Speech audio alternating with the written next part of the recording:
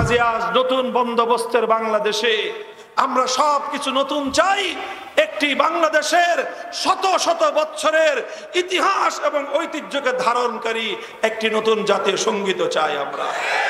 এই রবীন্দ্রনাথ ঠাকুর সহ সাম্প্রদায়িক উগ্র জঙ্গিবাদী গোষ্ঠী তারা সহিংস আন্দোলনের মধ্য দিয়ে মুসলমানদের উত্থানকে ঠেকিয়ে দেওয়ার চেষ্টা করেছিল। বঙ্গভঙ্গ রদ বলা হয় এটাকে। একবার আমরা বঙ্গভঙ্গ করলাম, এরপরে রবীন্দ্রনাথ গান গাইল, ওমা তোর বদন খালি মলিন হলে মরি হায় হায় রে। অর্থাৎ বাংলা ভাগ হয়ে গেলে রবীন্দ্রনাথ আত্মচিৎকার শুরু করে।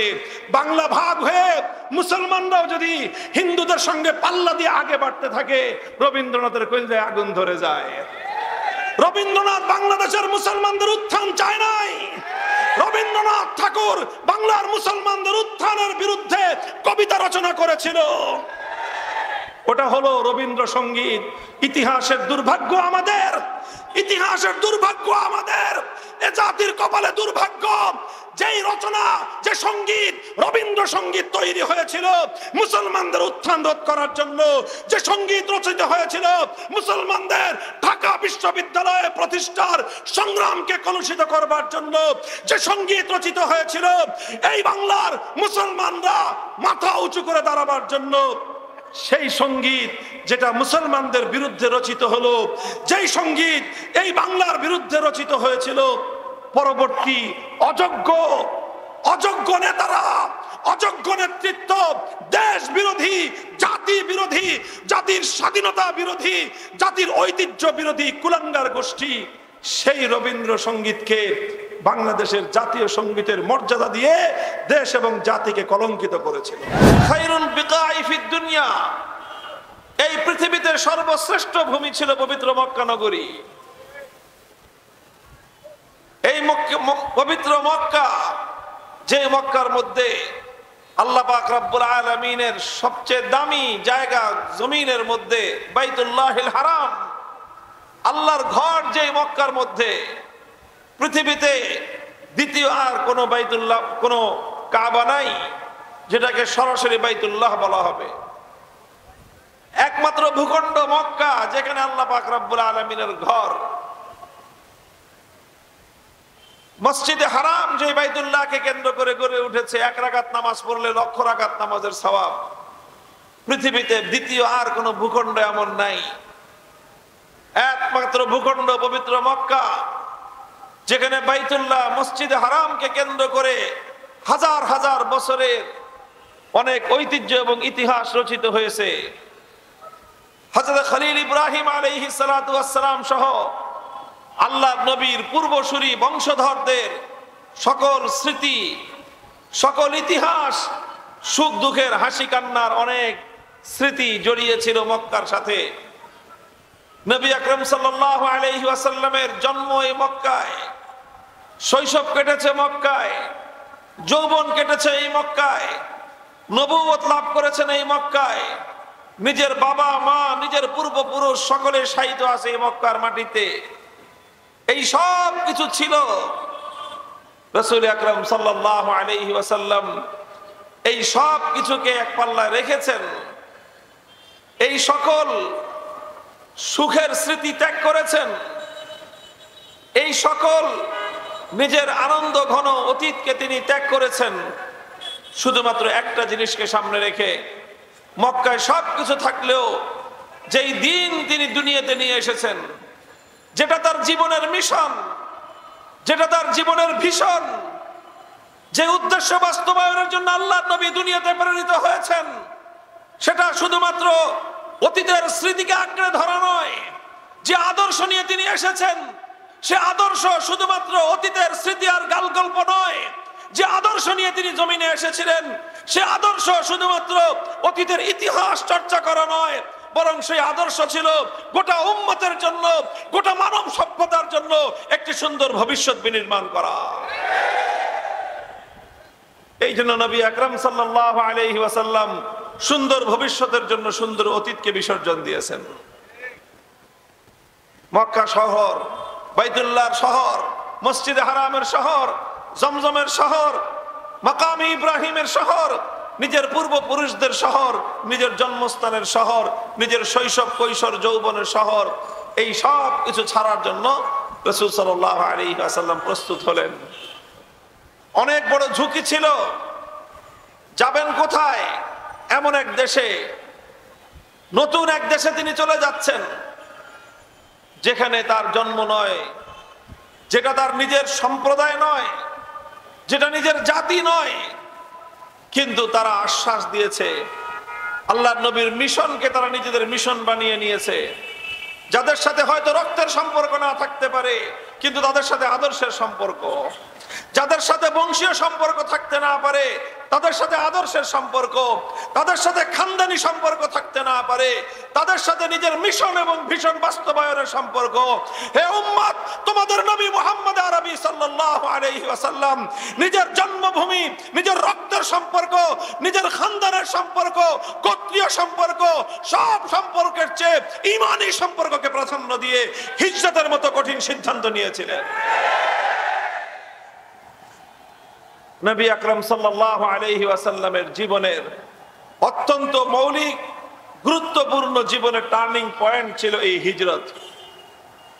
হিজরতুন নবী সাল্লাল্লাহু আলাইহি ওয়াসাল্লাম, এই হিজরতের মধ্যে যেমন ঝুঁকি ছিল, হিজরতের মধ্যে তেমনি ভাবে স্যাক্রিফাইস এবং ত্যাগ ছিল। ঝুঁকি নিয়ে, ত্যাগ স্বীকার করার মানসিকতা নিয়ে আল্লাহ নবী হিজরত করলেন মদিনা শরীফে। মদিনা ইয়াসরিবের নাম পরিবর্তন হয়ে, ইয়াসরিব ছিল যার প্রাচীন নাম, সেই নাম পরিবর্তন হয়ে আমার নবীর এই ঝুঁকি আর এই ত্যাগের উপর ভিত্তি করে সেই ইয়াসরিবের নাম পরিবর্তন হয়ে নতুন নামকরণ হলো মদিনাতুর রাসূল সাল্লাল্লাহু আলাইহি ওয়াসাল্লাম, নবীজির শহর। ইসলামের পরবর্তী ইতিহাস সোনার মদিনাকে কেন্দ্র করে রচিত হয়েছে। ইসলামে আজ পর্যন্ত সোনার মদিনার যেই গুরুত্ব, পৃথিবীর আর কোন শহরের সেই গুরুত্ব নাই। মদিনা যেই ভালোবাসার শহর, পৃথিবীতে আর কোন শহর সেরকম ভালোবাসা এবং প্রেম দিয়ে আকর্ষণ করে না। কারণ আল্লাহ রাসূল সাল্লাল্লাহু আলাইহি ওয়াসাল্লাম সেই মাটিতে শুয়ে আছেন। সেই মাটি আল্লাহর নবীর সর্বশেষ গন্তব্য ছিল। এটা একটা ঐতিহাসিক সিদ্ধান্ত ছিল আল্লাহর নবীর, হিজরতের সিদ্ধান্ত, যেটা নবীজির জীবনের প্রথম গুরুত্বপূর্ণ টার্নিং পয়েন্ট। এই হিজরতের ফলাফল কি ফলেছিল? নবীজি ঝুঁকি নিয়েছেন, কি পেয়েছেন? নবীজি ত্যাগ করেছেন, কোরবানি স্বীকার করেছেন, কি পেয়েছেন? পেয়েছেন হলো এই যে মক্কার জিন্দেগিতে 13 বছর আল্লাহর নবী মেহনত করে করে, নবীজি দাওয়াতের মেহনত করে করে, সমস্ত জুলুম হাসি মুখে সহ্য করে, নিজের সহচরদের উপর জুলুমের স্টিম রোলার পরিচালিত হতে দেখে, নিজে বাইতুল্লাহর চত্বরে দাঁড়িয়ে নামাজরত অবস্থায় তার কাঁধের উপর আবু জাহালদের পক্ষ থেকে এনে ফালানো উটের ভুঁড়ির বোঝা বহন করেছেন, গলা রুদ্ধ হয়েছেন, শ্বাসরুদ্ধ হয়ে তার প্রাণ ওষ্ঠাগত হয়েছে। সমস্ত ত্যাগের কোরবানি স্বীকার করার পরেও পবিত্র মক্কায় ইসলাম এতটা বিস্তৃতি লাভ করে নাই, ইসলামের দাওয়াত এতটা সম্প্রসারিত হয়নি, বরং স্বল্প কিছু মানুষ ইসলাম কবুল করেছিলেন। আল্লাহর নবী এই মানুষগুলোকে নিয়ে হিজরত করলেন মদিনায়। কি হলো ফলাফল? মাত্র 10 বছরের মাথায় কয়েক শত মুসলমানের সংখ্যা লক্ষাধিক মুসলমানে পরিণত হলো। মক্কায় থাকতে আল্লাহর নবীর জন্য, ইসলামের জন্য, নবীর সহচরদের জন্য যেখানে 1 ইঞ্চি ভূমি নিরাপদ ছিল না, 1 ইঞ্চি ভূমি আল্লাহ নবীর আনিত ইসলামের দ্বারা পরিচালিত হচ্ছিল না, সেখানে আল্লাহ নবী হিজরত করে মদিনায় গেলেন। 10 বছরের মাথায় আল্লাহ নবী শুধু মদিনা নয়, বরং 12.5 লক্ষ বর্গ মাইল এরিয়া এমন শান্তি এবং নিরাপদ কায়েম করেছিলেন। 12.5 লক্ষ বর্গ মাইল এরিয়া জুড়ে আল্লাহর পয়গম্বর তার আনিত দ্বীন এবং ইসলামকে এমন ভাবে কায়েম করেছিলেন, 12.5 লক্ষ বর্গ মাইল জুড়ে খেলাফতের শাসন কায়েম হয়েছিল, ইসলামী হুকুমত বাস্তবায়িত হয়েছিল। শহরের পর শহর দূরে 12.5 লক্ষ বর্গ মাইল ইসলামী হুকুমতের আওতায় আল্লাহর নবী এনেছিলেন।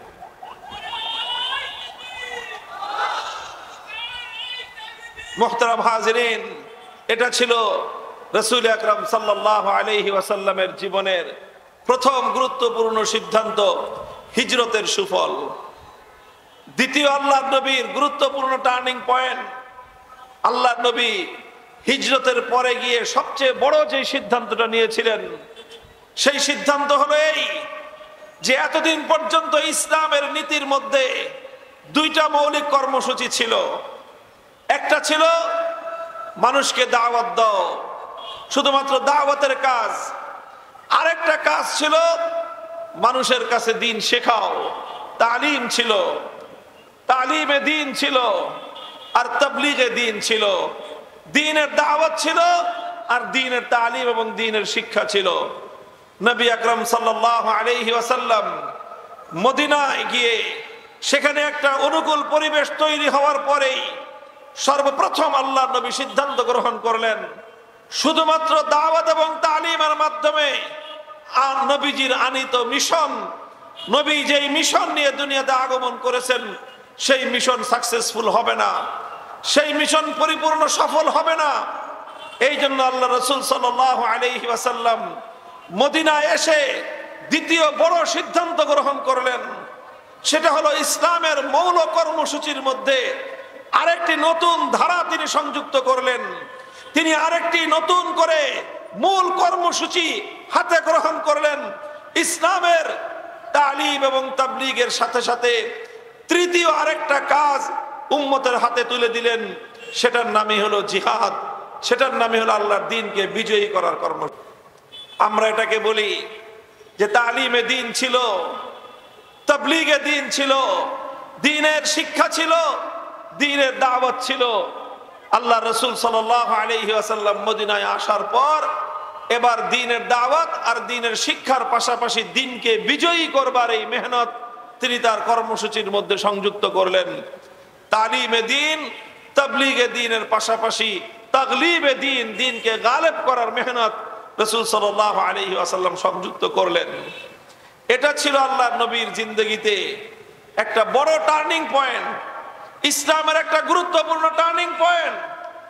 নবী আকরাম সাল্লাল্লাহু আলাইহি ওয়াসাল্লাম এই তাগলিবে দ্বীনের কর্মসূচি যখন যুক্ত করলেন, দ্বীনকে বিজয়ী করবার কর্মসূচি যখন ইসলামের মধ্যে যুক্ত করলেন, ইসলামের শক্তি বৃদ্ধি পেল। ইসলাম একটা শক্তিশালী ধর্মে পরিণত হলো, মুসলমান এক শক্তিশালী জাতিতে পরিণত হলো। মুসলমানদের সামনে বিভিন্ন চ্যালেঞ্জ আসলো, আল্লাহ নবী জিহাদের মাধ্যমে সেই চ্যালেঞ্জগুলোকে তিনি মোকাবেলা করলেন। আল্লাহ নবী সিদ্ধান্ত গ্রহণ করলেন একে একে শত্রুদের সমস্ত ষড়যন্ত্রকে মোকাবেলা করবার সিদ্ধান্ত, শুধুমাত্র জুলুম সহ্য করবার সিদ্ধান্ত নয়। আল্লাহ নবী বদরের রণাঙ্গনে জিহাদ করলেন, মাত্র 313 জন নিয়ে 1000-এর মোকাবেলায় জিহাদ করলেন। উহুদের ময়দানে 700 জন নিয়ে 1000-এর মোকাবেলায় যুদ্ধে অবতীর্ণ হলেন। খন্দকের রণাঙ্গনে 3000 যোদ্ধা নিয়ে 10,000-এর বাহিনীকে মোকাবেলা করলেন। একটার পর একটা যুদ্ধ চলল। মদিনার ভিতরে ইহুদিদের সঙ্গে একটার পর একটা লড়াই করলেন। বনু কাইনুকায়ের সাথে যুদ্ধ হলো, বনু নজিরের সাথে যুদ্ধ হলো, বনু কুরাইজার সাথে যুদ্ধ হলো। আমার নবী যুদ্ধের পর যুদ্ধ করলেন। সোনার মদিনার মসজিদে নববীতে তালিম আর দাওয়াতের মেহনত চলল। জিহাদের রণাঙ্গনগুলোতে, জিহাদের রণাঙ্গনগুলোতে, জিহাদের ময়দানগুলোতে জিহাদ চলল। 7 এবং 8 বছরের মাথায় আল্লাহর নবী মুহাম্মদ আরবি সাল্লাল্লাহু আলাইহি ওয়াসাল্লাম ঐতিহাসিক মক্কা বিজয়ের দ্বার প্রান্তে উপনীত হয়ে গেলেন। আমি ধাপে ধাপে ইসলামের অগ্রগতির বিষয়গুলো আলোচনা করছি। আল্লাহ পয়গম্বরের দ্বিতীয় টার্নিং পয়েন্ট জীবনে যে সিদ্ধান্তের মধ্য দিয়ে হয়েছে সেটা হলো জিহাদ করতে হবে। এতদিন পর্যন্ত আমরা জিহাদ করি নাই, সোজা আঙ্গুলে ঘি উঠানোর চেষ্টা করেছি। দুনিয়াবাসী দেখেছে সোজা আঙ্গুলে ঘি উঠে না। এতদিন পর্যন্ত আমরা আঙ্গুল সোজা রেখেছি। মক্কার 13 বছর অনেক চেষ্টা করেছি, হাতে ধরেছি, পায়ে ধরেছি, অনুনয় করেছি, বিনয় করেছি। এক গালে চর মারলে আরেক গাল পেতে দিয়েছি যে আরেকটা চর মারো, তবুও একটু ঘি দাও। কিন্তু কোনো কথায় ঘি উঠে নাই, কোনো কথায় দুরাচাররা কথা শুনে নাই, কোনোভাবেই তারা আল্লাহর দ্বীনকে আল্লাহর জমিনে কায়েম করবার সুযোগ দেয় নাই। ইসলামের সুশীতল শান্তির সামিয়ানা আল্লাহর জমিনে বিস্তৃত করবার কোনো সুযোগ তারা দেয় নাই। আল্লাহ নবী এটা সাব্যস্ত করার পর দ্বিতীয় সিদ্ধান্ত নিলেন হিজরতের পরেই যে ইসলাম এখন থেকে শুধুমাত্র আত্মরক্ষার দিন নয়, বরং এখন থেকে পাল্টা আঘাতের দিন শুরু হয়েছে। আঘাত করলে এবার আর কাউকে ছাড় দেওয়া হবে না। যে আঘাত করতে আসবে ইসলামের উপর, যে আঘাত করতে আসবে মুসলমানদের উপর, এবার তার হাত ভেঙে গুড়িয়ে দেওয়া হবে। এখন থেকে পাল্টা আঘাত করা হবে।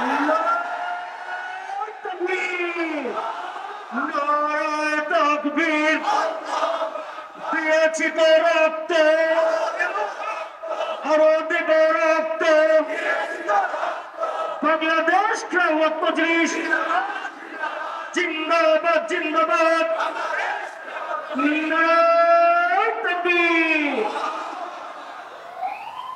মুহতারাম হাজিরিন, রাসূল সাল্লাল্লাহু আলাইহি ওয়াসাল্লামের জিন্দেগীর, নবী আকরাম সাল্লাল্লাহু আলাইহি ওয়াসাল্লামের জীবনের তৃতীয় গুরুত্বপূর্ণ সিদ্ধান্ত যেটা ছিল, তৃতীয় গুরুত্বপূর্ণ সিদ্ধান্ত ছিল সুলহে হুদাইবিয়া, হুদাইবিয়ার সন্ধি। হুদাইবিয়ার সন্ধি, হিজরত, জিহাদ এবং 3 নম্বর সিদ্ধান্ত ছিল আল্লাহর নবীর হুদাইবিয়ার সন্ধি। হুদাইবিয়ার ইতিহাস আমরা জানি।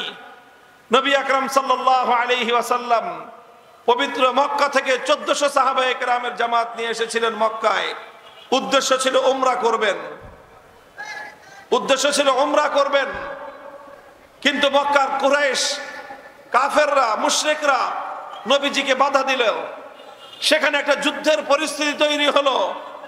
নবী আকরাম সাল্লাল্লাহু আলাইহি ওয়াসাল্লাম সাহাবায়ে কেরামের কাছ থেকে শপথ গ্রহণ করেছিলেন যে উদ্দেশ্য সাধন করার জন্য, মঞ্জিল পর্যন্ত পৌঁছার জন্য হয় আমরা উদ্দেশ্য সাধন করব, না হয় জীবনের পতন ঘটাবো। হয় আমরা আমাদের লক্ষ্য উদ্দেশ্য হাসিল করব, আর না হয় আমরা এখানে জীবন দিয়ে লড়াই করব, কিন্তু আমরা পিছপা হব না। এইরকম একটা কঠিন অবস্থার মুখোমুখি ছিলেন আল্লাহ রাসূল সাল্লাল্লাহু আলাইহি ওয়াসাল্লাম। কিন্তু সেখানে আমরা জানি, হুদাইবিয়ার ইতিহাস পর্যালোচনা করলে দেখা যায় নবী আকরাম সাল্লাল্লাহু আলাইহি ওয়াসাল্লাম হুদাইবিয়ার যুদ্ধের সময়, হুদাইবিয়ার এই ঘটনাকে, তালেবে ইলম ভাইরা আছেন, হুদাইবিয়ার এই ঘটনাকে ইতিহাসের মধ্যে 3টি নামে আখ্যায়িত করা হয়। 1 নম্বর হলো এটাকে বলা হয় উমরাতুল হুদাইবিয়া, হুদাইবিয়ার উমরা। 2 নম্বর এটাকে বলা হয় গজওয়াতুল হুদাইবিয়া, হুদাইবিয়ার যুদ্ধ। 3 নম্বর এটাকে বলা হয় সুলহুল হুদাইবিয়া, হুদাইবিয়ার সন্ধি। একটা ঘটনার নাম কয়টা? 3টা নাম। হুদাইবিয়ার উমরা, হুদাইবিয়ার যুদ্ধ, হুদাইবিয়ার সন্ধি। এক ঘটনার 3 নাম কেন? ঘটনার 3 নাম হওয়ার কারণ হলো এই, প্রথমে আল্লাহ নবী উমরার উদ্দেশ্যে এসেছিলেন, এই জন্য এটাকে বলা হয় উমরাতুল হুদাইবিয়া। এরপরে যখন তারা বাধা দিল এবং তারা হযরত ওসমান রাদিয়াল্লাহু তাআলা আনহুকে মক্কার মাটিতে ওনাকে অবরুদ্ধ করে ফেললো, আল্লাহর নবী সাহাবায়ে কেরামের কাছ থেকে যুদ্ধের শপথ গ্রহণ করেছিলেন। সাধারণ শপথ নয়, আমরণ যুদ্ধ করার শপথ। হয় আমরা সব মারা যাব, আর না হয় আমরা আমাদের ভাই ওসমানের হত্যার প্রতিশোধ গ্রহণ করে ছাড়বো। যুদ্ধের পরিস্থিতি তৈরি হয়েছিল, এই জন্য এটাকে বলা হয় গজওয়াতুল হুদাইবিয়া। কিন্তু শেষমেশ উমরাও করা হয় নাই, যুদ্ধও করা হয় নাই, হয়েছিল সন্ধি করা হয়েছিল। এই জন্য চূড়ান্ত ভাবে এই ঘটনার নামকরণ করা হয় সুলহুল হুদাইবিয়া। হুদাইবিয়ার সন্ধি, হুদাইবিয়ার সন্ধির মাধ্যমে নবী আকরাম সাল্লাল্লাহু আলাইহি ওয়াসাল্লামের জীবনের সবচেয়ে গুরুত্বপূর্ণ, সবচেয়ে তাৎপর্যময় এবং সবচেয়ে প্রজ্ঞাময় রাজনৈতিক সিদ্ধান্ত গ্রহণ করেছিলেন। আবার বলছি, লক্ষ্য করেন, হুদাইবিয়ার সন্ধি এটা ছিল আল্লাহর নবী সাল্লাল্লাহু আলাইহি ওয়াসাল্লামের জীবনের সবচেয়ে গুরুত্বপূর্ণ, সবচেয়ে তাৎপর্যপূর্ণ এবং সবচেয়ে প্রজ্ঞাপূর্ণ রাজনৈতিক সিদ্ধান্ত। নবী আকরাম সাল্লাল্লাহু আলাইহি ওয়াসাল্লাম একজন বিচক্ষণ রাজনৈতিক নেতৃত্বের অধিকারী হয়ে একটি জাতিকে তার গন্তব্যের দিকে নিয়ে যাওয়ার জন্য, ইসলামকে বিজয়ের চূড়ান্ত শিখরে নিয়ে যাওয়ার জন্য সন্ধির মাধ্যমে ইসলাম এবং মুসলমানদের জন্য আগামীর ঐতিহাসিক বিজয়ের ভিত রচনা করেছিলেন।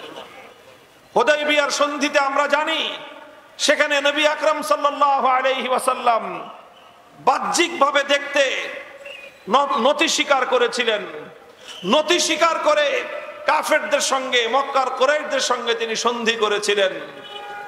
সেখানে এমন দুটি শর্ত ছিল, সন্ধির চুক্তিনামায় এমন দুটি ধারা ছিল, যেই দুইটি ধারা মুসলমানরা কেউ মেনে নিতে পারছিলেন না, মানতে অনেক কষ্ট হচ্ছিল। একটা ধারা ছিল সেখানে যে যদি মক্কা থেকে কোনো মানুষ মুসলমান হয়ে মদিনায় চলে যায়, তাহলে সেই মুসলমানকে চাহিবা মাত্র মক্কাবাসীদের কাছে তিনি ফেরত দিতে বাধ্য থাকবেন। পক্ষান্তরে মদিনা থেকে কোনো মুসলমান যদি কাফের হয়ে মক্কায় ফিরে আসে, মক্কাবাসীরা তাকে মদিনায় ফেরত দিতে বাধ্য থাকবে না। বাহ্যিকভাবে দেখতে দেখা গেল যে একতরফা শর্ত। নবী আকরাম সাল্লাল্লাহু আলাইহি ওয়াসাল্লাম বললেন, ঠিক আছে, এই শর্ত ছাড়া যদি তোমরা চুক্তি না করো, এই শর্ত মঞ্জুর, এই শর্ত মঞ্জুর। নবীজি প্রথমেই বলেছিলেন যে আজ কুরাইশরা এমন যে কোনো শর্ত দিবে, যেই শর্তে আল্লাহর ঘর বাইতুল্লাহর ইজ্জত এবং সম্মান রক্ষা পায়, আমি সেই শর্তেই তাদের সঙ্গে চুক্তি করব, সেই শর্তেই আমি তাদের সাথে সন্ধি করব। এই শর্তের মাধ্যমে আল্লাহর ঘর বাইতুল্লাহর কোনো অসম্মান হয় না। নবীজি বললেন এই শর্ত মঞ্জুর। তারা বলল, আপনি এবার ওমরা করতে পারবেন না, আপনাকে এবার ফিরে যেতে হবে। আল্লাহর নবী বললেন, ঠিক আছে, এইবার ওমরা করব না, আগামী বছর এসে ওমরা কাজা করব, সেই শর্ত মঞ্জুর। আল্লাহর পয়গম্বর একটা একটা করে শর্ত মঞ্জুর করলেন। সাহাবায়ে কেরাম এইভাবে এমন নতি স্বীকার করে সন্ধি করতে প্রস্তুত ছিলেন না। নবী আকরাম সাল্লাল্লাহু আলাইহি ওয়াসাল্লাম অত্যন্ত দৃঢ়চেতা, সুদূর প্রসারী চিন্তার আলোকে রাজনৈতিক প্রজ্ঞা দিয়ে বিশ্লেষণ করেছিলেন যে ইসলাম এবং মুসলমানদের জন্য এখন সবচেয়ে বেশি জরুরি হলো শান্তিপূর্ণ নিরাপদ উপায়ে সারা বিশ্বময় ইসলামের দাওয়াত পৌঁছে দেওয়া।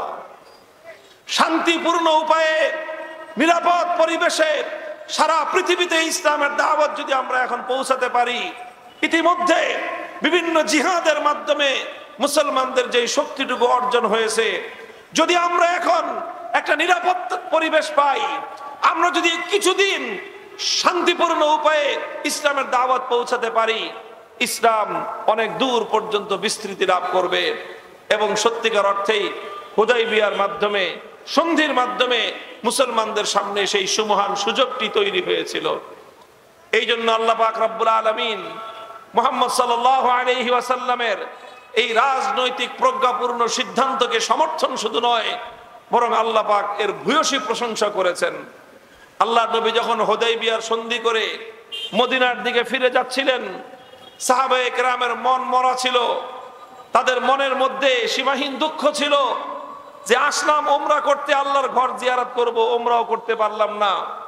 আমরা ফিরে যাচ্ছি, আবার এমন একটা সন্ধি করলাম যেই সন্ধির মধ্যে বাহ্যিকভাবে আমাদেরকে ছাড় দিতে হয়েছে, মক্কার কুরাইশরা ছাড় দেয় নাই, তা আমরা পাইলামটা কি?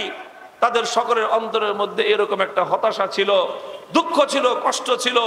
আল্লাহ পাক রব্বুল আলামিন সাহাবায়ে কেরামের হৃদয়ে সান্ত্বনা দেওয়ার জন্য কোরআনে কারীমের সূরাতুল ফাতহ নাযিল করেছিলেন। আল্লাহ বললেন, ইন্না ফাতাহনা লাকা ফাতহাম মুবিনা। আল্লাহ বললেন যে আমি তোমাদেরকে একটা ঐতিহাসিক বিজয় দান করেছি, ঐতিহাসিক বিজয় দান করেছি। সাহাবায়ে কেরাম অনেকে তখন বুঝে নাই যে এটা বিজয় হলো কেমনে। আমরা সন্ধি করলাম, কাফেররা কঠিন শর্ত দিল, আমরা মেনে নিলাম, আমাদেরকে শর্তের দিক থেকে, চুক্তির ধারার দিক থেকে আমাদেরকে নমনীয়তা অবলম্বন করতে হলো, বিজয় আমাদের হলো কোত্থেকে? তৎক্ষণাৎ অনেক সাহাবাদের বুঝে আসে নাই, কিন্তু আল্লাহর কথার উপর ঈমান, আস্থার বিশ্বাস ছিল ঠিক। 2 বছরের মাথায় সকল সাহাবায়ে কেরাম এই হুদাইবিয়ার সন্ধির যে তাৎপর্য এবং তার যে সফলতা তারা হাতে হাতে টের পেয়েছিলেন। এই জন্য সাহাবায়ে কেরাম পরবর্তী উম্মতকে লক্ষ্য করে বলতেন, আনতুম তাউদ্দুনাল ফাতহা ফাতহা মাক্কাতা ওয়া কুননা নাউদ্দুল ফাতহা ফাতহা ওয়া কুননা নাউদ ওয়া ক্বাদ কানা ফাতহু মাক্কাতা ফাতহান ওয়া কুননা নাউদ্দুল ফাতহা সুলহুল হুদাইবিয়া। সাহাবায়ে কেরাম বলতেন, হে উম্মত, তোমরা আল্লাহর নবীর জীবনের সবচেয়ে বড় বিজয় মনে করো মক্কা বিজয়কে। নবীর জীবনের সবচেয়ে বড় বিজয় মনে করো তোমরা মক্কা বিজয়কে, যে মক্কা বিজয়ের মাধ্যমে আল্লাহর নবী বাইতুল্লাহর ঘরকে, আল্লাহর ঘরকে সকল মূর্তি মুক্ত করেছিলেন। আল্লাহর ঘর থেকে 360টা মূর্তিকে তিনি ভূপাতিত করেছিলেন। মক্কা বিজয়ের মাধ্যমে যেই নগর থেকে আল্লাহর নবী বিতাড়িত হয়েছিলেন, যেই নগর থেকে আল্লাহর নবী জুলুম এবং নির্যাতন সহ্য করে যেখান থেকে তিনি প্রস্থান করতে বাধ্য হয়েছিলেন, যেই শহর তিনি ছাড়তে বাধ্য হয়েছিলেন, যেই শহরে তার জীবনে সবচেয়ে বেশি জুলুম এবং নির্যাতন সহ্য করতে হয়েছিল, মক্কা বিজয়ের মাধ্যমে আল্লাহর নবী সেই মক্কায় আবার বিজয়ী বেশে প্রবেশ করেছিলেন। মক্কা বিজয়ের পর গোটা আরব 1 বছরের মধ্যে ইসলামের শামিয়ানার নিচে জড়ো হয়েছিল। এই জন্য সাধারণ মানুষ, সাধারণ মুসলমানরা মক্কা বিজয়টাকেই আল্লাহর নবীর জীবনের সবচেয়ে বড় বিজয় বলে আখ্যায়িত করে। কিন্তু সাহাবীগণ বলেন যে মক্কা বিজয় এটা আসলে একটা মামুলি বিজয় ছিল, মক্কা বিজয় একটা সাধারণ বিজয় ছিল। আসল বিজয় ছিল হুদায়বিয়ার সন্ধি। আসল বিজয় হুদায়বিয়ার সন্ধি কেমনে ছিল অত দীর্ঘ সূক্ষ্ম আলোচনার মঞ্চ এটা নয়। তবে এতটুকু কথা যে মক্কা বিজয়ের ভিত রচিত হয়েছিল হুদায়বিয়ার মাঠে। যদি হুদায়বিয়ার মাঠে আল্লাহর নবী সেভাবে সন্ধি না করতেন তাহলে মক্কা বিজয়ের জন্য এই উপযুক্ত পরিবেশ তৈরি হতো না। হুদায়বিয়ার সন্ধি চুক্তি হয়েছিল বলেই আল্লাহর নবী রোম সম্রাট, পারস্য সম্রাটের নিকট ইসলামের দাওয়াত পৌঁছে দিতে পেরেছিলেন। হুদায়বিয়ার সন্ধি হয়েছিল বলেই আল্লাহর নবী খায়বার বিজয় করে ইহুদিদের কোমর ভেঙে দিতে পেরেছিলেন। হুদায়বিয়ার সন্ধি হয়েছিল বলেই পৃথিবীতে মুসলমানদের সবচেয়ে কঠিন শত্রু, সবচেয়ে ষড়যন্ত্রকারী শক্তি, সবচেয়ে ষড়যন্ত্রকারী ভয়াবহ মানবতার দুশমন ইহুদিদের কোমর হাজার হাজার বছরের জন্য ভেঙে গুড়িয়ে দিতে পেরেছিলেন। এই জন্যই হুদায়বিয়ার সন্ধির এই তাৎপর্য। হুদায়বিয়ার সন্ধির মাধ্যমে ইহুদিদের বিপর্যয় ঘটেছে। হুদায়বিয়ার সন্ধির মাধ্যমে বড় বড় রাষ্ট্রগুলোর সঙ্গে ইসলামের কূটনৈতিক সম্পর্ক স্থাপিত হয়েছে। হুদায়বিয়ার সন্ধির মাধ্যমে ইসলাম আরবের বাইরে বিভিন্ন এলাকায় নিরাপদে প্রচার লাভ করার সুযোগ পেয়েছে। হুদায়বিয়ার সন্ধির চুক্তির বলেই আল্লাহর নবী 2 বছরের মাথায় মক্কা বিজয় করবার সুযোগ পেয়েছিলেন। মুহতারাম হাজিরিন, আমি আমার আলোচনার একটা পরিসমাপ্তি আছে, সেদিকে আমি আস্তে আস্তে যাব। তবে আমি আপনাদেরকে একটা কথা বোঝালাম যে 3টা ঘটনা নবী আকরাম সাল্লাল্লাহু আলাইহি ওয়াসাল্লামের জিন্দেগীর, যেগুলো এক একটা টার্নিং পয়েন্ট ছিল, এক একটা গুরুত্বপূর্ণ ইতিহাসের বাঁক বদলের সময় ছিল। সেই বাঁক বদলের মুহূর্তগুলোতে আমাদের নবী অত্যন্ত দূরদৃষ্টির সাথে, সাহসিকতার সাথে, আবার প্রজ্ঞার সাথে সঠিক সিদ্ধান্ত নিয়েছিলেন। এই জন্যই ইসলাম পরবর্তী যুগে এই 3টা সিদ্ধান্তের উপর ভিত্তি করে বিশ্বকে জয় করেছিল। 1 নম্বর হলো কি বললাম, হিজরতের সিদ্ধান্ত। 2 নম্বর হলো জিহাদের সিদ্ধান্ত। 3 নম্বর হলো সন্ধির সিদ্ধান্ত। এই 3টা সিদ্ধান্তই হলো নবী আকরাম সাল্লাল্লাহু আলাইহি ওয়াসাল্লামের জিন্দেগিতে সবচেয়ে গুরুত্বপূর্ণ তাৎপর্যময় 3টা সিদ্ধান্ত। এই 3 সিদ্ধান্তের পর নবী আকরাম সাল্লাল্লাহু আলাইহি ওয়াসাল্লামের যখন ইন্তেকাল হয়ে গেল, খলিফাতুল মুসলিমিন নিযুক্ত হলেন আবু বকর সিদ্দিক রাদিয়াল্লাহু আনহু। তিনি খলিফা নিযুক্ত হওয়ার পর সামনে তার 3টা বড় বড় সমস্যা এসে উপনীত হলো। কয় সমস্যা? 3 সমস্যা তার সামনে এসে উপনীত হলো। হযরত আবু বকর সিদ্দিক রাদিয়াল্লাহু তাআলা আনহু 3 সমস্যা, পাহাড়ের সমান 3টা সমস্যা। তিনি এই 3 সমস্যার মোকাবেলা কিভাবে করবেন? প্রথম সমস্যা দেখা দিল আবু বকর সিদ্দিক রাদিয়াল্লাহু তাআলা আনহুর সামনে, মানেইনে যাকাত। মুসলমানদের মধ্যে একদল মাথা চাড়া দিয়ে উঠলো। তারা বলল যে না, এখন আর আমরা যাকাত দেব না। আমরা আল্লাহর নবীর যুগে নবীর কাছে যাকাত দিতাম, নবীজি নাই, সুতরাং এখন আর যাকাত দিব না। যাকাত দিতে তারা অস্বীকার করলো। কেউ কেউ যাকাত দিবে ঠিক, কিন্তু নিজে ব্যক্তিগতভাবে যাকাত দিয়ে দিবে। মুসলমান খলিফার হাতে, মুসলমানদের খেলাফতের হাতে, ইসলামের আমিরের হাতে, আমিরুল মুমিনিনের হাতে তারা যাকাত দিবে না। এইরকম তারা যাকাতের বিষয়ে ইসলামের 4 স্তম্ভের মধ্যে একটা স্তম্ভের ব্যাপারে নমনীয়তা শিথিলতা প্রদর্শন করার চিন্তা করলো।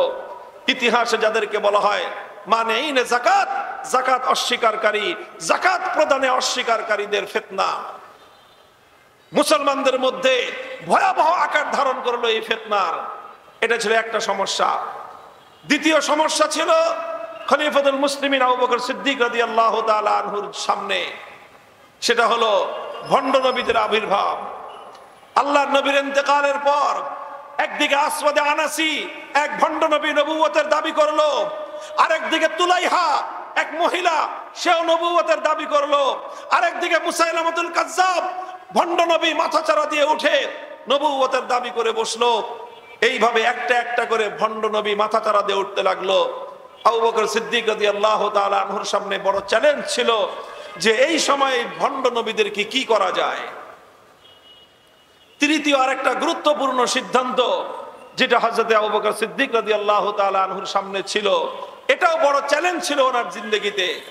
সেটা হলো যে আল্লাহর নবী তিনি যখন মৃত্যু শয্যায় শায়িত, আল্লাহর নবী মৃত্যু শয্যায় শায়িত অবস্থায় জিহাদের জন্য একটা বাহিনী প্রেরণ করেছিলেন, একটা বাহিনী তৈরি করেছিলেন, যেই বাহিনীকে ইতিহাসের পাতায় বলা হয় জয়শে উসামা, উসামা বাহিনী।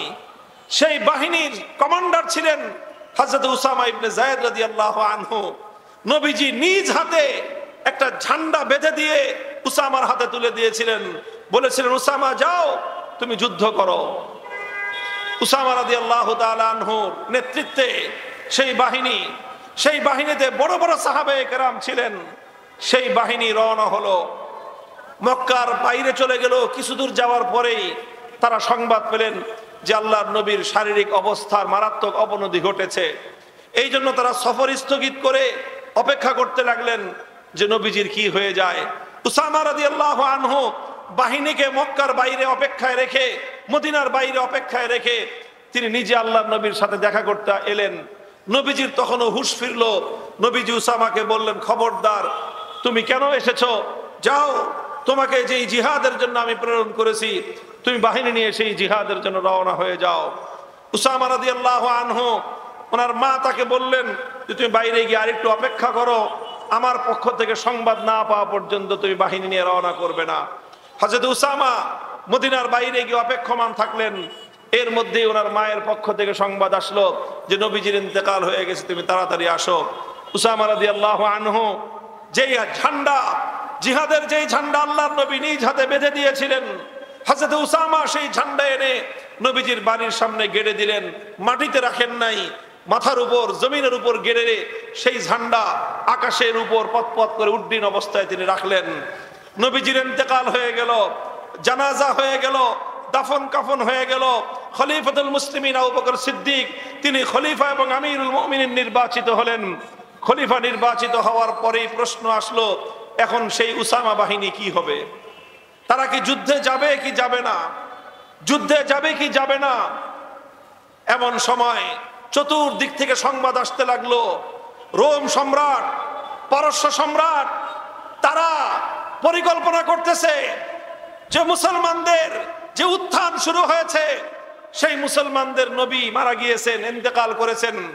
এখন মুসলমানরা দুর্বল অবস্থায় আছে, নেতৃত্বহীন অবস্থায় আছে, ভগ্ন হৃদয়। এখন তাদের এই দুর্বলতার সময়ে যদি আক্রমণ করা যায়, মুসলমানদের প্রাণ কেন্দ্র মদিনা দখল করা যাবে।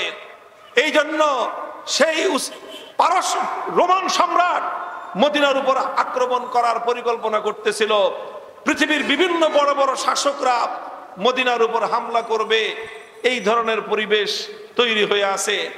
মুহতারাম হাজিরিন, মদিনায় তখন আল্লাহর নবীর সকল বিবিগণ বিদ্যমান, যারা উম্মাহাতুল মুমিনিন, তাদের নিরাপত্তার প্রশ্ন ছিল যে আল্লাহর নবীর ইন্তেকালের পরে নবীর স্ত্রীরা উম্মতের মা, এই উম্মতের মায়েদের জান মাল ইজ্জত আবরু নিরাপত্তা নিশ্চিত করা উম্মতের জন্য সবচেয়ে গুরুত্বপূর্ণ চ্যালেঞ্জ ছিল।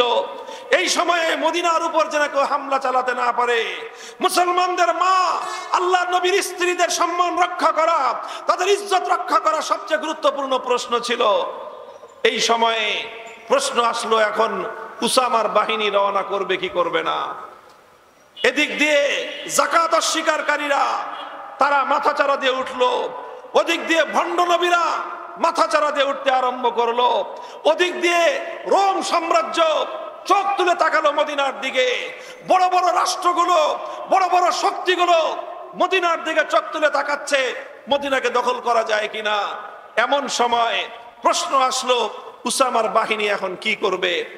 অধিকাংশ মানুষের পরামর্শ ছিল যে এই সময়ে মদিনার নিরাপত্তা নিশ্চিত করা বেশি জরুরি, কাজী উসামার বাহিনী এখন রওনা করা ঠিক হবে না, এখন আগে আমরা মদিনার নিরাপত্তা নিশ্চিত করি, মদিনাকে আগে নিরাপদ রাখি, এরপরে আস্তে আস্তে আমাদের এই যুদ্ধ পরিচালনা করা যাবে। আবু বকর সিদ্দিক রাদিয়াল্লাহু তাআলা আনহু, যিনি নম্র কোমল হৃদয়ের মানুষ ছিলেন, কিন্তু এই তিন ক্ষেত্রে ভণ্ড নবীদের ফিতনার মোকাবেলা, যাকাত অস্বীকারীদের ফিতনার মোকাবেলা এবং দূর দূরান্ত থেকে যারা সোনার মদিনার উপর আক্রমণ করার জন্য লোভাতুর দৃষ্টি নিয়ে তাকাচ্ছে, তাদের এই ফিতনার মোকাবেলা করবার জন্য উসামা বাহিনীকে প্রেরণ করার এই কঠিন সিদ্ধান্ত, এই সিদ্ধান্ত গ্রহণ করবার ক্ষেত্রে আবু বকর সিদ্দিক রাদিয়াল্লাহু তাআলা আনহু, যিনি মোমের মতো নরম মানুষ ছিলেন, তিনি লৌহ কঠিন সিদ্ধান্ত গ্রহণ করলেন, লৌহ কঠিন সিদ্ধান্ত নিলেন। হযরতে আবু বকর সিদ্দিক রাদিয়াল্লাহু আনহু ঘোষণা করলেন, আমার নবী ইন্তেকালের আগে জীবনের অন্তিম সময়ে নিজের হাতে জিহাদের যেই ঝান্ডা নিজে বেঁধেছেন, আবু বকর সেই ঝান্ডা থেকে সেই পতাকা খুলতে পারে না। সুতরাং হে মদিনার সাহাবীরা, শুনে রেখো, তোমরা যদি কেউ উসামার নেতৃত্বে যুদ্ধে যেতে সাহস না করো, আমি আল্লাহর নামের শপথ করে বলছি, উসামা একা কমান্ডার এবং আমির হয়ে যুদ্ধে যাবে। কেউ না গেলে আবু বকর সিদ্দিক একা তার মামুর এবং তার অধীনস্থ সৈনিক হয়ে যুদ্ধে যাবে। আমরা দুজন হলেও এই যুদ্ধের ঝন্ডা, এই যুদ্ধের অভিযান চলছেই চলবে। নারায়ে তাকবীর, আল্লাহু আকবার, নারায়ে তাকবীর, আল্লাহু আকবার, সাবিলুনা সাবিলুনা, আল জিহাদ আল জিহাদ আল জিহাদ আল জিহাদ, সাবিলুনা সাবিলুনা, নারায়ে তাকবীর, আল্লাহু আকবার। মুহতারাম হাজিরিন, হযরত আবু বকর সিদ্দিক রাদিয়াল্লাহু তাআলা আনহুর এই দৃঢ়তা, ওনার এই কঠোর মনোভাবের কারণে শেষ পর্যন্ত সিদ্ধান্ত হলো, ঠিক আছে, নবীজি নিজ হাতে জিহাদের যেই পতাকা তৈরি করেছেন, নবীজি নিজ হাতে জীবনের অন্তিম সময়ে জিহাদের যেই ঝান্ডা বেঁধেছেন, সেই ঝান্ডা খোলা হবে না, সেই বাহিনী যুদ্ধের জন্য রওনা হবে। আল্লাহর রহমতে, নবীর সিদ্ধান্তের বরকতে, নবীর বাহিনী প্রেরণ করার বরকতে আল্লাহ পাক উম্মতকে হেফাজত করবেন। উসামার বাহিনী রওনা হয়ে গেল, উসামার লস্কর রওনা হয়ে গেল, জাইশে উসামা জিহাদের অভিযানে বের হয়ে গেল। এই অভিযানে বের হওয়ার সাথে সাথে গোটা আরব বিশ্ব সহ বহির শক্তিগুলোর অন্তরের মধ্যে এক ভীতির তৈরি হয়ে গেল।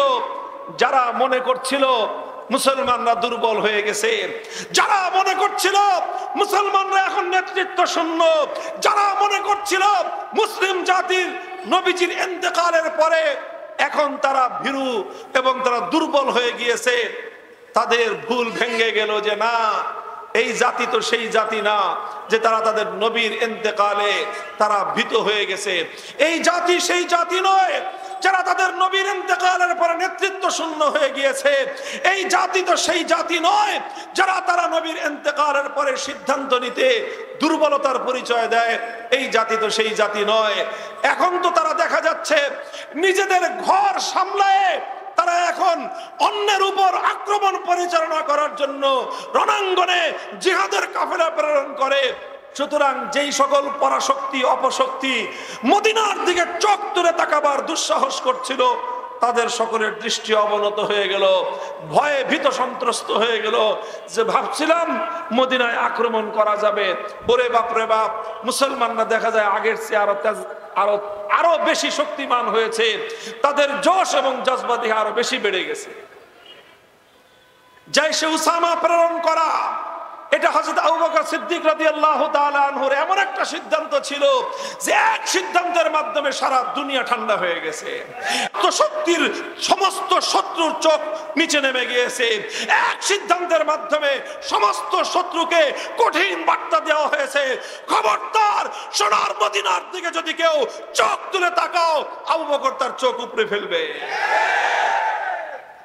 ভাই, গুরুত্বপূর্ণ সময়ে সাহসী সিদ্ধান্ত নিতে হয়, তনমন করা চলবে না। দুর্বলতা ভীতি প্রদর্শন করলে শত্রু আপনার ঘাড়ে চেপে বসবে। আবু বকর সিদ্দিক রাদিয়াল্লাহু আনহুর এই ঐতিহাসিক সিদ্ধান্তের মাধ্যমে উম্মত এটা বুঝতে পেরেছে। যাকাত অস্বীকারীদের মাধ্যমে আবু বকর সিদ্দিক কঠোর সিদ্ধান্ত গ্রহণ করলেন। তিনি বললেন, ওয়াল্লাহি লাউ মানাউনি ইকালান কানু ইউআদ্দুনাহু ইলা রাসূলিল্লাহি সাল্লাল্লাহু আলাইহি ওয়াসাল্লাম লামানাতু লাকাতালতুহুম আলা মানিহা। আমার নবীর যুগে যেই ব্যক্তি উট যাকাত দেওয়ার সময় উটের গলায় একটা রশি বেঁধে দিত, আজ যদি সে মনে করে নবীজি নাই, সুতরাং আমি আবু বকরকে এখন শুধুমাত্র উট দিব, উটের গলার রশি দেওয়ার দরকার কি? খবরদার, মনে রাখো, আমার নবী ইন্তেকাল করেছেন, ইসলাম ইন্তেকাল করে নাই।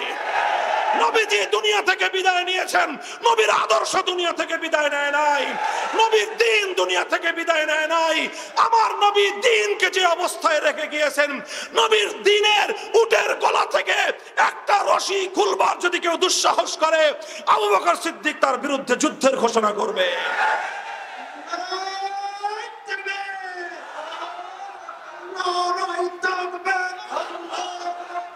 ইসলামের শত্রুরা হুঁশিয়ার সাবধান, বিপ্লব বিপ্লব ইসলামী বিপ্লব।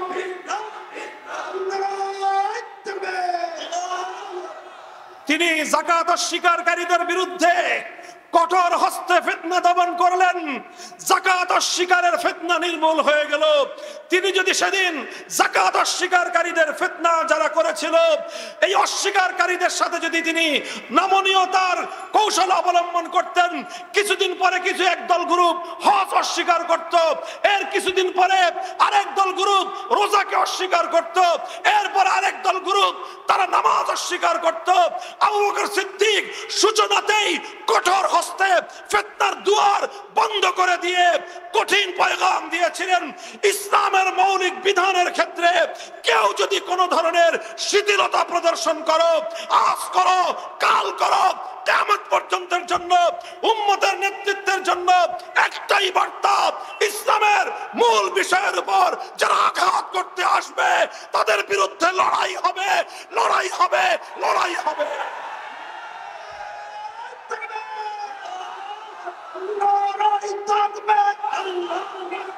আবু বকরের হাতিয়ার ভরছে করছে 18 পথ। আবু বকরের হাতিয়ার, মামুনুল হকের হাতিয়ার ভরছে মামুনুল হক এগিয়ে চলো, আল্লাহ মুহতারাম হাজিরিন, দুটো গেল, দুইটা বিষয় তিনি ট্যাকেল করলেন। 3 নম্বর ফিতনা ছিল ভণ্ড নবীদের আবির্ভাব। অনেকেই মনে করতেছিল যে আপাতত একটু নমনীয়তা অবলম্বন করা হোক। আবু বকর সিদ্দিক রাদিয়াল্লাহু তাআলা আনহু বললেন যে না, ফিতনা মাথা চারা দিয়ে উঠতেছে, এখনই এই মাথা ভাঙতে হবে, আর না হয় ফিতনা যদি একবার এস্টাবলিশড হয়ে যায় ফিতনা নির্মূল করা কঠিন হবে। আবু বকর সিদ্দিক রাদিয়াল্লাহু তাআলা আনহু সাহাবায়ে কেরামের সবচেয়ে বড় জামাত গঠন করলেন। 10,000 সাহাবায়ে কেরামের বিশাল বাহিনী তৈরি করে মুসাইলামাতুল কাজ্জাবের বিরুদ্ধে ইয়ামামার যুদ্ধে তিনি রওনা করে দিলেন। 10,000 সাহাবী শহীদ হতে হলে 10,000 সাহাবী শহীদ হবে। আমার নবীর নবুয়তের খাতমে নবুয়তের সিংহাসন নিয়ে টানাটানি করবার, আমার নবীর ইজ্জতের উপর আক্রমণ করার দুঃসাহস উম্মত বরদাস্ত করবে না।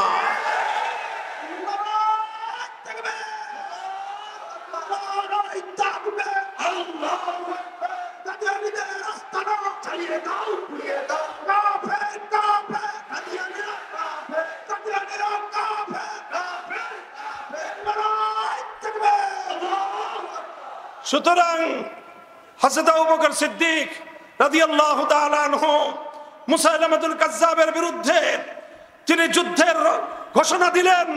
বাহিনী রওনা হলো, যুদ্ধ হলো ইয়ামামার রণাঙ্গনে। 90,000 বেঈমানের বিরুদ্ধে 10,000 সাহাবায়ে কেরাম বীর বিক্রমে যুদ্ধ করলেন, পর্যুদস্ত করলেন। ভণ্ড নবী মুসাইলামাতুল কাজ্জাবের মাথা গুড়িয়ে দেওয়া হলো, ইসলামের ঝান্ডা সমুন্নত হয়ে গেল। একই সাথে 3 ফ্রন্টে তিনি লড়াই করলেন আবু বকর সিদ্দিক। একদিকে বহির শত্রুগুলোকে বার্তা দেওয়া হলো, খবরদার মুসলমানরা দুর্বল হয় নাই। আবু বকর সিদ্দিক ইসলামের ঝান্ডা হাতে নিয়েছেন। মুসলমানদের নবী মারা যায়, মুসলমানদের ইসলাম মরে না। তিনি যাকাত অস্বীকারীদেরকে বার্তা দিলেন যে আমাদের যত কঠিন দিন আসুক না কেন, আমরা ইসলামের মৌলিক প্রশ্নে এক চুল পরিমাণ ছাড় দিতে প্রস্তুত না। মনে রাখবেন, অনেকেই আমাদের সঙ্গে নানা রকম আলাপ করেন, অনেক রকম গল্প করেন, অনেকে আমাদেরকে নানা রকম নসিহত করেন, বলেন যে এই সময়টা বেশি ভালো না, এখন এইটার সময়, এখন ওইটার সময়। ইসলামের মৌলিক প্রশ্নে, ইসলামের বিধিবিধানের প্রশ্নে, ইসলামের যেই সকল গুরুত্বপূর্ণ বিধান, সেই সকল বিধানের ক্ষেত্র নিয়ে এখন অতটা বাড়াবাড়ি করা সমীচীন নয়। মনে রাখেন, আমাদের কাছে আল্লাহর নবীর জিন্দেগীর সিরাতুন নবীর আদর্শ আছে, আমাদের কাছে খুলাফায়ে রাশিদিনের আদর্শ আছে। আমরা শুধুমাত্র নবী করিম সাল্লাল্লাহু আলাইহি ওয়াসাল্লামের সিরাত, খুলাফায়ে রাশিদিনের খেলাফতের রাশিদার আদর্শ, সাহাবায়ে কেরামের আদর্শ এবং নমুনা, সাহাবায়ে কেরামের আদর্শ আর নমুনা নিয়ে আমরা রাজনীতি করি, আমরা জিহাদ করি, আমরা সমাজ পরিচালনা করি, আমরা রাষ্ট্র চালাই, সব কিছু করি। জীবনের কোন ক্ষেত্রে সিরাতুন নবীর আদর্শ থেকে, জীবনের কোন ক্ষেত্রে সাহাবায়ে কেরামের নমুনা থেকে আমরা সরে যেতে এক চুল পরিমাণ আমরা প্রস্তুত না। আমাদেরকে যারা ডিল করবেন, আমাদের সাথে যারা কাজ করবেন, আমাদের মূলনীতিগুলো ভালো করে অধ্যয়ন করে আসবেন। আমরা কোথায় ছাড় দিতে পারবো, কোথায় ছাড় দিতে পারবো না, কথা বলেন ঠিক না বেঠিক?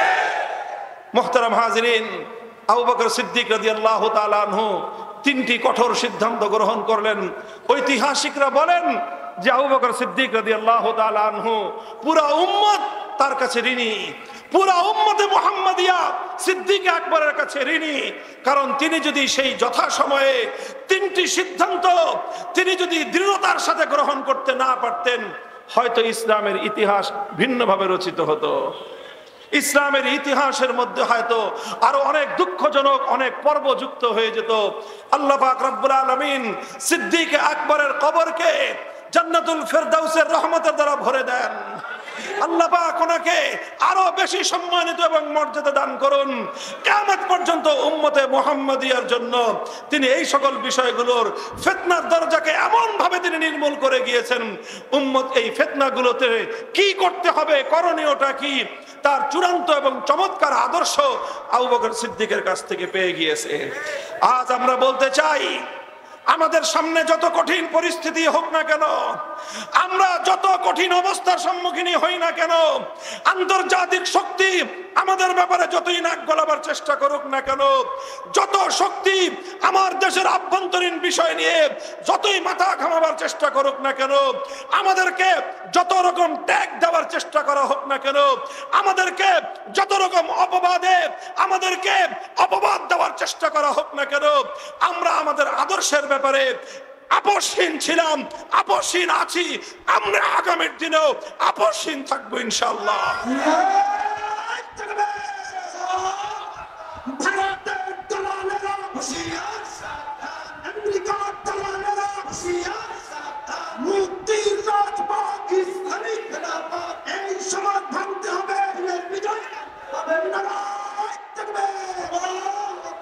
কাজেই রাজনৈতিক এই অস্থিতিশীলতার বাহানা দিয়ে, আন্তর্জাতিক ষড়যন্ত্রের বাহানা দিয়ে উম্মতে মুহাম্মাদিয়াকে সরওয়ারে কায়নাত মুহাম্মদ আরবীর নামুসের রিসালাতের ইজ্জতের হেফাজতের প্রশ্নে আমাদের কাছ থেকে যদি কেউ নমনীয়তা আশা করে, আমরা বলবো তোমরা বোকার স্বর্গে বসবাস করছো।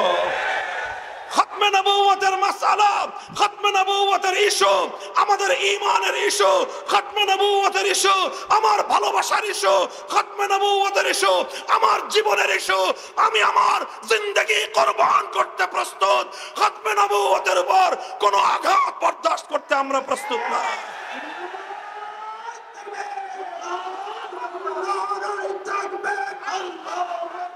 নবীর পরে নবী নয়, সংসদে আইন চাই। নবীর পরে নবী নয়, সংসদে নারায়ে তাকবীর। আগামীর দিনে আমাদের প্রধান বিবেচনার বিষয়গুলোর মধ্যে এটা অন্যতম একটা বিষয় হবে। আমরা আল্লাহ নবীর ইজ্জতের প্রশ্নে কারো সঙ্গে নমনীয়তা প্রদর্শন করতে পারবো না। এই বাংলার মাটি শাহাদাতের রক্ত দিয়ে পবিত্র করা হয়েছে।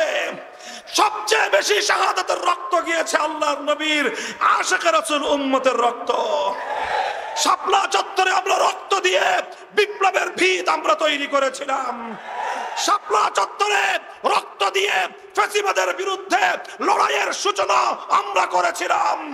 শাপলা চত্বরে রক্ত দিয়েছিলাম বলে জুলাই বিপ্লব সংগঠিত হয়েছে। সুতরাং শাপলাকে মাইনাস করে আল্লাহ নবীর ইজ্জতের প্রশ্নকে পাশ কাটিয়ে আগামীর বাংলাদেশ নির্মাণ হতে পারে না, নির্মাণ হতে দেব না। শাপলার হাতিয়ার গর্জে উঠুক, গর্জে উঠুক আরেকবার। বিশ্ব নবীর উপমা চাইবে না। নারায়ে তাকবীর। মুহতারাম হাজিরিন, আল্লাহ নবীর জিন্দগির তিনটা টার্নিং পয়েন্ট। আবু বকর সিদ্দিক রাদিয়াল্লাহু তাআলা আনহুর খেলাফতের শুরুতেই তিনটা টার্নিং পয়েন্ট। আমার এই বাংলাদেশের মুসলমান, তোমরাও ইতিহাসের বাগ থেকে তোমাদের ইতিহাস পড়ো। আমাদের এই জমিন, এই ভূখণ্ড, এই পবিত্র জন্মভূমি, আমরা ইতিহাসের ঠিক এমনই দুটো বাঁক অতিক্রম করে তৃতীয় বাঁকের সম্মুখীন। আমরা সিদ্ধান্ত নিতে ভুল করা যাবে না। আমাদের প্রথম বাঁক ছিল ইতিহাসের, যেটা আমাদের পূর্বপুরুষরা করেছেন। সেটা হলো আমাদের পূর্বপুরুষরা হিন্দুত্ববাদের আধিপত্যকে মেনে নেন নাই। আমাদের পূর্বপুরুষরা হিন্দুত্ববাদের আধিপত্যকে কোনোদিনও এই জমিনে বরদাস্ত করে নেন নাই। বলবেন হুজুর কিভাবে এই কথা বললেন? আমি বলবো তোমরা ইতিহাস পড়ো। 1905 সালে আমার পূর্বপুরুষ, তোমার পূর্বপুরুষ এই মুসলিম জাতিসত্তার ভিত্তিতে মুসলমানদের মাথা উঁচু করে দাঁড়াবার স্বার্থে, মুসলমানদের স্বকীয় জাতিসত্তা গঠন করবার অভিপ্রায় আর ইচ্ছা নিয়ে কলকাতার দাদাবাবুদেরকে সালাম জানিয়ে ওদেরকে আধিপত্য খর্ব করে ঢাকার নেতৃত্বে পূর্ব বাংলার উত্থানের জন্য বাংলাকে বিভক্ত করে আলাদা স্বাধীন প্রদেশ গড়ে তুলেছিল। 1905 সালে বঙ্গভঙ্গ হলো, কিন্তু হিন্দুত্ববাদীরা, মুসলমানরা জেগে উঠুক, মুসলমানরা স্বনির্ভর হোক, মুসলমানরা স্বকীয় নেতৃত্বের গুণে তারা বলিয়ান হোক, হিন্দু উগ্রবাদীরা কোনোদিন সেটাকে বরদাস্ত করে নেয় নাই। এই রবীন্দ্রনাথ ঠাকুর সহ সাম্প্রদায়িক উগ্র জঙ্গিবাদী গোষ্ঠী তারা সহিংস আন্দোলনের মধ্য দিয়ে মুসলমানদের উত্থানকে ঠেকিয়ে দেওয়ার চেষ্টা করেছিল। বঙ্গভঙ্গ রদ বলা হয় এটাকে। একবার আমরা বঙ্গভঙ্গ করলাম, এরপরে রবীন্দ্রনাথ গান গাইলো, উমা তোর বদন খালি মলিন হলে মরি হায় হায় রে। অর্থাৎ বাংলা ভাগ হয়ে গেলে রবীন্দ্রনাথ আত্মচিৎকার শুরু করে। বাংলা ভাগ হয়ে মুসলমানরাও যদি হিন্দুদের সঙ্গে পাল্লা দিয়ে আগে বাড়তে থাকে, রবীন্দ্রনাথের কলিজায় আগুন ধরে যায়। রবীন্দ্রনাথ বাংলাদেশের মুসলমানদের উত্থান চায় নাই। রবীন্দ্রনাথ ঠাকুর বাংলার মুসলমানদের উত্থানের বিরুদ্ধে কবিতা রচনা করেছিল।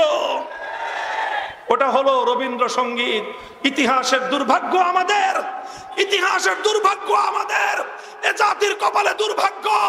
যেই রচনা, যে সঙ্গীত, রবীন্দ্রসঙ্গীত তৈরি হয়েছিল মুসলমানদের উত্থান রোধ করার জন্য, যে সঙ্গীত রচিত হয়েছিল মুসলমানদের ঢাকা বিশ্ববিদ্যালয়ে প্রতিষ্ঠার সংগ্রামকে কলুষিত করবার জন্য, যে সঙ্গীত রচিত হয়েছিল এই বাংলার মুসলমানরা মাথা উঁচু করে দাঁড়াবার জন্য, সেই সঙ্গীত যেটা মুসলমানদের বিরুদ্ধে রচিত হলো, যেই সঙ্গীত এই বাংলার বিরুদ্ধে রচিত হয়েছিল, পরবর্তী অযোগ্য নেতারা, অযোগ্য নেতৃত্ব, দেশ বিরোধী, জাতি বিরোধী, জাতির স্বাধীনতা বিরোধী, জাতির ঐতিহ্য বিরোধী কুলাঙ্গার গোষ্ঠী সেই রবীন্দ্রসঙ্গীতকে বাংলাদেশের জাতীয় সঙ্গীতের মর্যাদা দিয়ে দেশ এবং জাতিকে কলঙ্কিত করেছিল। আজ এই কথাগুলো আমাদেরকে বলতে হচ্ছে। এটা আমাদের ঐতিহাসিক প্রশ্ন। কোন একটা দেশের জাতীয় সঙ্গীত সেই দেশের চেতনা পরিপন্থী হতে পারে না। জাতীয় সঙ্গীত হবে সেই জাতির চেতনার বাহী, সেই জাতির চেতনার ধারক বাহক হতে হবে। আজ আমাদের কাঁধের উপর রবীন্দ্রসঙ্গীতকে যেটাকে চাপিয়ে দেওয়া হয়েছে জাতীয় সঙ্গীত হিসেবে, আমরা তার ঐতিহাসিক প্রেক্ষাপট আলোচনা করে বলতে পারি এই সঙ্গীত আমাদের জাতীয় চেতনার বাহী নয়, বরং এই সঙ্গীত আমাদের জাতীয় ঐতিহ্যের সঙ্গে সরাসরি সাংঘর্ষিক। কাজে আজ নতুন বন্দোবস্তের বাংলাদেশে আমরা সবকিছু নতুন চাই। একটি বাংলাদেশের শত শত বছরের ইতিহাস এবং ঐতিহ্যকে ধারণকারী একটি নতুন জাতীয় সঙ্গীত চাই আমরা। মোহতারাম হাজিরিন, বলতেছিলাম সেই 1905 সালে যখন তারা আমাদের বিরুদ্ধে ষড়যন্ত্র করে স্বাধীন পূর্ব বাংলার স্বকীয় উত্থানের বিরুদ্ধে ষড়যন্ত্র করেছিল, 1947 সালে আমাদের পূর্বপুরুষরা তার দাঁত ভাঙ্গা জবাব দিয়ে দিয়েছে। 47 সালে আমরা দিল্লির গোলামি মানি নাই, আমরা কলকাতার সঙ্গে থাকি নাই। আমরা বলেছি আমরা তোমাদেরকে দেখেছি, তোমরা আমাদের উন্নতি বরদাস্ত করো না, তোমরা আমাদের উন্নতি দু চোখে দেখতে পারো না, সুতরাং তোমরা আলাদা আমরা আলাদা। দেশ বিভক্ত করে দিল্লির গোলামির জিঞ্জির 47-এ আমরা ছিন্ন করেছিলাম। 47-এর পরাজিত দিল্লি আবার চেষ্টা করেছিল তার সেবা দাসদের কাঁধের উপর ভর করে আমার স্বাধীন বাংলাকে আবার গোলামির জিঞ্জিরে আবদ্ধ করতে। কথা বলেন ঠিক না বেঠিক? 1971 সালে ছিল আমাদের দ্বিতীয় টার্নিং পয়েন্ট। সেই দ্বিতীয় টার্নিং পয়েন্টে আমার বাংলাদেশ সঠিক সিদ্ধান্ত গ্রহণ করেছিল। পশ্চিম পাকিস্তানি খান পাঠানদের সঙ্গে আমরা একটা জাতীয় স্বার্থ নিয়ে ঐক্যবদ্ধ হয়েছিলাম। আমাদের কাছে ছিল ইসলামের স্বার্থ, আমাদের কাছে ছিল উম্মার স্বার্থ, আমাদের কাছে ছিল আমাদের হাজার বছরের পূর্বপুরুষদের ইচ্ছা, অভিপ্রায়, তাদের আকাঙ্ক্ষা এবং তাদের প্রত্যাশা যে আমরা আল্লাহর কোরআনের আইনের দ্বারা শাসিত হতে চাই। এই আশা আকাঙ্ক্ষা নিয়ে 47-এ পাকিস্তানের সঙ্গে আমরা যোগ দিয়েছিলাম। 24 বছর পর্যন্ত পাক হানাদার বাহিনী, পশ্চিম পাকিস্তানি স্বৈর শাসকরা আমাদের সঙ্গে কোনোদিন ভ্রাতৃত্বের আচরণ করে নাই। আমাদের সঙ্গে বারবার ওরা প্রভুত্বের আচরণ করতে চেয়েছে। ওরা আমাদেরকে ইসলামী নিজাম দেয় নাই, ওরা আমাদেরকে আল্লাহর কোরআনের শাসন দেয় নাই। ওরা কোরআনের শাসন কায়েম করবার প্রতিশ্রুতি দিয়ে পাকিস্তান কায়েম করবার পর 24 বছর পর্যন্ত গাদ্দারি আর বিশ্বাসঘাতকতা করেছে। ইতিহাসের সঠিক মুহূর্তে এসে বীর বাঙালি জাতি 71-এ মুক্তিযুদ্ধের সিদ্ধান্ত নিয়েছিল। এটা ছিল বাংলাদেশের বাক বদলকারী দ্বিতীয় ইতিহাস। মুহতারাম হাজিরিন, 71 এবং 47 দুটি বাক বদলের সঠিক সিদ্ধান্তের পর আমরা এসে আবার ইতিহাসের এক করুণ সন্ধিক্ষণে পড়ে গিয়েছিলাম। 2009 সালে বাংলাদেশের ক্ষমতার মসনদে একটা সরকার অধিষ্ঠিত হয়েছিল, যেই সরকার বাংলার মানুষের স্বার্থের জন্য প্রতিষ্ঠিত হয় নাই, যেই সরকার এদেশের ইসলাম রক্ষার জন্য প্রতিষ্ঠিত হয় নাই, যেই সরকার এদেশের উন্নতির জন্য প্রতিষ্ঠিত হয়েছিল না, যে সরকার প্রতিষ্ঠিত হয়েছিল এই দেশটাকে আরেকটা দেশের করদ রাজ্যে পরিণত করবার জন্য, যেই সরকার প্রতিষ্ঠিত হয়েছিল আমার বাংলাদেশের অর্থনীতির ভিত ধ্বংস করে দিয়ে আরেকটি দেশের হাতে আমার দেশের অর্থনীতির বাণিজ্য তুলে দেওয়ার জন্য। আর আমার দেশের ঐতিহ্য, ইসলামের গৌরব ধ্বংস করাই ছিল তার নীল নকশা। আলেম ওলামাদেরকে ধ্বংস করা, ওলামায়ে কেরামের নেতৃত্বকে ধ্বংস করাই ছিল তাদের প্রধান লক্ষ্য। এরপরে আমরা 15 বছর পর্যন্ত তাদের বিরুদ্ধে লড়াই করলাম। এই লড়াইয়ে সবচেয়ে বেশি রক্ত দিয়েছে যারা, তারা হলো শাপলা চত্বরের বীর যোদ্ধারা। এই লড়াইয়ে সর্বপ্রথম জীবন দিয়েছে যারা, তারা হলো শাপলা চত্বরের যোদ্ধারা। এই লড়াইয়ে সর্বপ্রথম মোকাবেলায় বুক চিতিয়ে দাঁড়িয়ে গিয়েছিল যারা, তারা হলো আল্লামা আহমদ শফি, তারাই হলো আল্লামা জুনায়েদ বাবুনগরীরা। মুহতারাম হাজিরিন, আমরা বারবার তাদের বিরুদ্ধে রুখে দাঁড়িয়েছি। 2013-তে রক্ত দিয়েছি আমরা, 2021-এ জীবন দিয়েছি আমরা, কারাবরণ করেছি আমরা, নির্যাতিত হয়েছি আমরা, লাঞ্ছিত হয়েছি আমরা। এরপরে গিয়ে 2024-এর জুলাই বিপ্লবের পাটাতন তৈরি হয়েছে।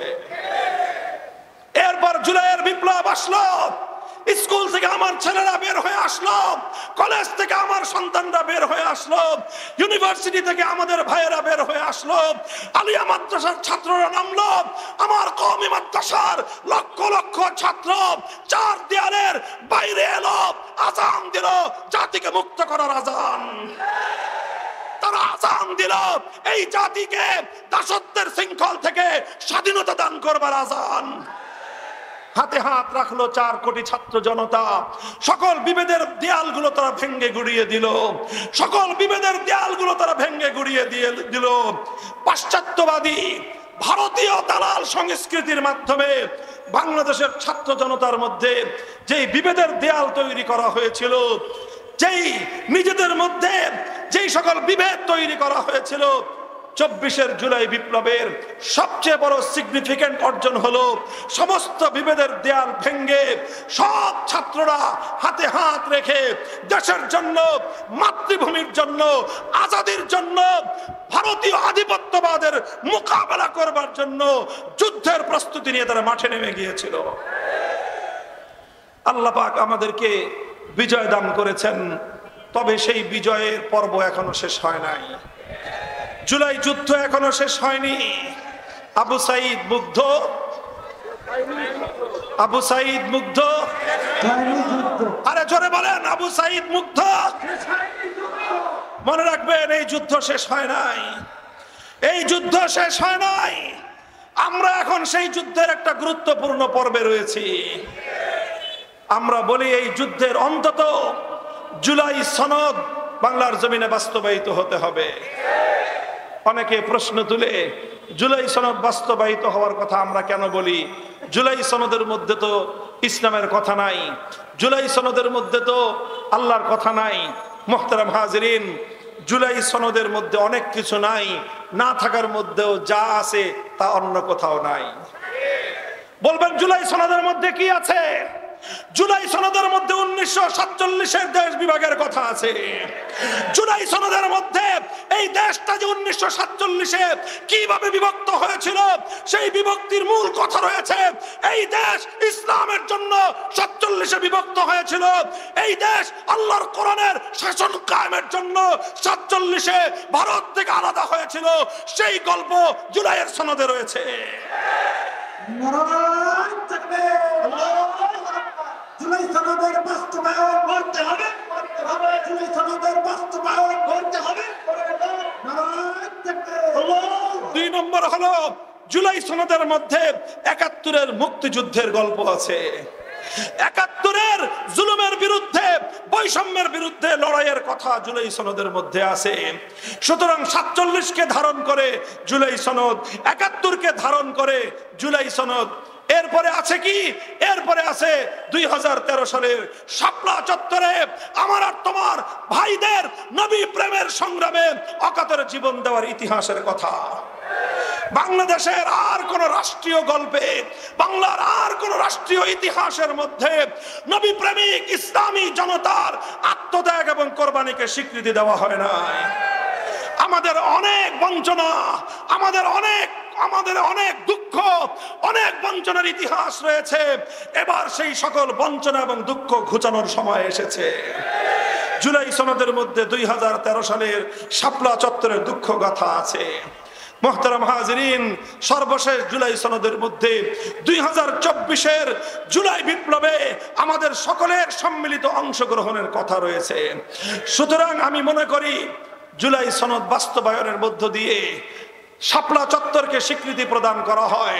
জুলাই সনদ বাস্তবায়নের মধ্য দিয়ে 1947 সালের দেশ বিভাগের মূল সূত্রকে আবার স্মরণ করিয়ে দেওয়া হয়। জুলাই সনদের মাধ্যমে এই দেশটা 47-এ কেন দিল্লির অন্তর্ভুক্ত হলো না, কেন ভারতবর্ষের অন্তর্ভুক্ত হলো না, কেন 47 সালে এই দেশটা ভারত থেকে আলাদা থাকলো, সেই ইতিহাস স্মরণ করায় দিবে যুগ যুগান্তর পর্যন্ত জুলাই সনদ। মুহতারাম হাজিরিন, জুলাই সনদ বাস্তবায়িত হলেই আমাদের যুদ্ধ শেষ হয়ে যাবে না, বরং জুলাই সনদ বাস্তবায়িত হলে আমরা যেটা আশা করছি সেটা হলো আগামীর দিনে আমাদের জন্য এটা হুদায়বিয়ার সন্ধির মতো একটা ভিত্তি হয়ে থাকবে। হুদায়বিয়ার সন্ধি যেভাবে মুসলমানদের জন্য মক্কা বিজয়ের দুয়ার উন্মুক্ত করে দিয়েছিল, জুলাই সনদের বাস্তবায়ন বাংলার মাটিতে ইসলামী বিপ্লবের দুয়ার খুলে দিবে, ইসলামী বিপ্লবের দুয়ার খুলে দিবে ইনশাআল্লাহ।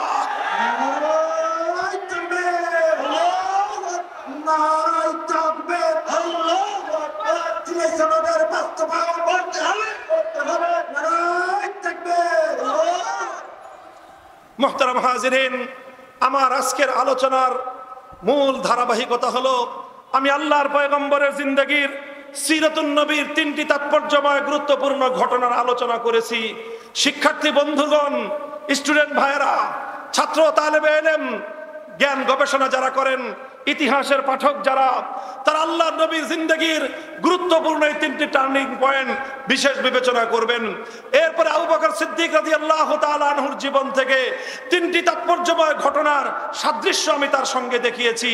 এই দুই বিষয়কে, ইতিহাসের 2টি পর্বকে সামনে রেখে আমি আমার জাতির 3টি গুরুত্বপূর্ণ ইতিহাসকে সামনে আনলাম। 1 নম্বর হলো ভারতীয় আধিপত্যবাদ থেকে 1905 সাল থেকে 1947 পর্যন্ত দীর্ঘ সংগ্রামের মধ্য দিয়ে ভারতীয় আধিপত্যবাদ, হিন্দুত্ববাদ থেকে মুক্ত হয়ে স্বাধীন স্বকীয় মুসলিম জাতিসত্তার বিকাশ এবং উন্মেষ ঘটাবার ইতিহাস। এটা হলো প্রথম টার্নিং পয়েন্ট। এক্ষেত্রে আমরা সফল ইতিহাস রচনা করেছি। দ্বিতীয় ছিল 1971-এর মহান মুক্তিযুদ্ধ, যার মাধ্যমে আমরা বার্তা দিয়েছি শুধু মুসলমান নামধারী হলেই চলবে না, শুধু ইসলামের নাম ধারণ করলেই চলবে না। যারা আল্লাহর কোরআনের শাসন কায়েম করবার স্বপ্ন দেখিয়ে, যারা আল্লাহর কোরআনের শাসন ব্যবস্থা উপহার দেওয়ার ওয়াদা এবং অঙ্গীকার করে কোরআনের শাসন কায়েম করে না, তারা আমাদের দৃষ্টিতে জাতীয় গাদ্দার, জাতীয় বেঈমান। আমার পরিষ্কার বার্তা, আগামী দিনে আমার এই বাংলার মাটিতে কোরআনের শাসন কায়েম করবার প্রতিশ্রুতি দিয়ে এমন কেউ যদি আবার পিছু টান দেওয়ার চেষ্টা করে, আমরা তাকেও পরাজিত পাক হানাদার বাহিনীর মতো জাতীয় গাদ্দার বলতে আমাদের বুক এতটুকু কেঁপে উঠবে না। কথা পরিষ্কার। এটা ছিল আমাদের ইতিহাসের 2 নম্বর বাকবদল, 2 নম্বর টার্নিং পয়েন্ট।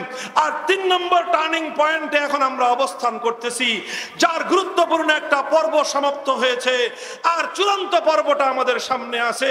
সেই চূড়ান্ত পর্বের ইতিহাস আমি বলে যাই, সেই চূড়ান্ত পর্বের চেতনার কথা আমি তোমাদেরকে বলে যাই, সেই চূড়ান্ত পর্বের প্রস্তুতির কথা আমি তোমাদেরকে বলে যাই। আমাদের চূড়ান্ত পর্বের প্রস্তুতি হলো এটাই যে আমরা শাপলা চত্বরের ইতিহাস আগামীর বাংলায় প্রতিধ্বনিত হতে চাই। আমরা শাপলা চত্বরের ইতিহাস আগামীর বাংলাদেশ বিনির্মাণের ক্ষেত্রে সেই ইতিহাসের চর্চা দেখতে চাই। কথা বলেন ঠিক না বেঠিক? সুতরাং আগামীর বাংলাদেশে নবীর দুশ্মনী করবার কোনো স্কোপ থাকতে পারে না। আগামীর বাংলাদেশে ইসলামের সঙ্গে বিশ্বাসঘাতকতা করবার কোনো সুযোগ এবং কোনো স্কোপ থাকতে পারে না। হে বাংলার মুসলমান, হে খুলনার আমার তরুণ যুবক সন্তানেরা, তোমরা এবার একটা নতুন করে শপথ করবা। একটা নতুন করে শপথের বাক্য আমি তোমাদেরকে পড়াতে চাই। তোমরা সেই শপথ গ্রহণ করতে প্রস্তুত আছো? তাহলে হাত নামাও। শপথটা হলো এই, আমরা অনেক রঙের বাংলাদেশ দেখেছি, আমাদেরকে একবার সোনার বাংলাদেশ দেখানো হয়েছে। আমরা সোনার বাংলাদেশের গল্প শুনে বাকশালী বাংলাদেশ পেয়েছি। আমাদেরকে নতুন বাংলাদেশের গল্প শোনানো হয়েছে, পুরান ছাড়া নতুন কোনো কিছু আমরা পাই নাই। এরপরে আমাদেরকে সবুজ বাংলাদেশের গল্প শোনানো হয়েছে, সবুজ বাংলাদেশে ধূসর বাংলা ছাড়া আমরা কিছুই খুঁজে পাই নাই। সর্বশেষ আমাদেরকে ডিজিটাল বাংলাদেশের স্বপ্ন দেখানো হয়েছে। ডিজিটাল বাংলাদেশে ডিজিটাল পদ্ধতিতে বাংলাদেশ ব্যাংকের ভোল্ট থেকে স্বর্ণ আর বাংলাদেশ ব্যাংকের নগদ অর্থ ডিজিটাল ভাবে পাচার হয়ে বাংলার সম্পদ ডিজিটাল পদ্ধতিতে পাচার হয়ে ডিজিটাল বেগমপাড়া গড়া ছাড়া আর কোনো ডিজিটাল উন্নতি আমরা পাই নাই। সুতরাং আমরা বলতে চাই, সোনার বাংলাদেশ দেখা শেষ, নতুন বাংলাদেশের গল্প শেষ, সবুজ বাংলাদেশের গান গাওয়া শেষ, ডিজিটাল বাংলাদেশের ভাওতাবাজিও শেষ। এবারের নতুন বাংলাদেশ হবে ইসলামের বাংলাদেশ, খেলাফতের বাংলাদেশ। নারায়ে তাকবীর, আল্লাহু আকবার, মুক্তির রাজপথ, ইসলামী খেলাফত, ইসলামী খেলাফত, মুক্তির রাজপথ। এই সমাজ ভাঙতে হবে, দিনের বিজয় আনতে হবে, দিনের বিজয় আনতে হবে, এই সমাজ ভাঙতে হবে। বিপ্লব বিপ্লব, ইসলামী বিপ্লব, নারায়ে তাকবীর, আল্লাহু আকবার। ইসলামী বিপ্লবের জন্য প্রস্তুত আছে তো? প্রস্তুতি গ্রহণ করো। ডাক আসবে আবার অভ্যুত্থানের, ডাক আসবে আবার গণবিপ্লবের। যদি স্বাভাবিক পন্থায় না হয়, গণবিপ্লবের মাধ্যমে, গণ অভ্যুত্থানের মাধ্যমে 56,000 বর্গ মাইল থেকে আল কোরআনের সৈনিকেরা কোরআনের রাজ কায়েম করার জন্য মাথায় কাফনের কাপড় বেঁধে শহীদের ঈদগাহে যেতে হবে, শহীদের ঈদগাহে যেতে হবে।